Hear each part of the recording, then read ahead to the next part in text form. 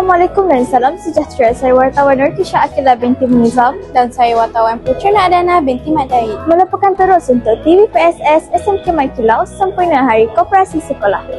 Program hari ini dimulakan dengan nyanyian semangat lagu Negaraku dan lagu Negeri Pahang.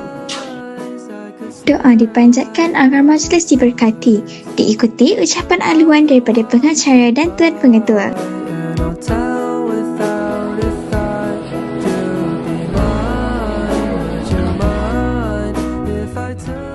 Kemuncak majlis adalah ucapan perasmian oleh tetamu kehormat yang memberi amanat dan semangat kepada semua warga sekolah.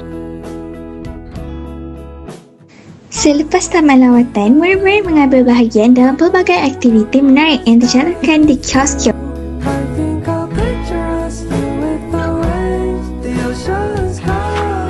Secara keseluruhannya, Hari Karnival dan Hari Koperasi hari ini berjalan lancar dan penuh meriah. Saya, wartawan Putri Adana binti Madai. Dan saya wartawan Nurkisha Akilah binti Munizam. Semoga kita berjumpa lagi di Karnival yang akan datang. Bye! Bye!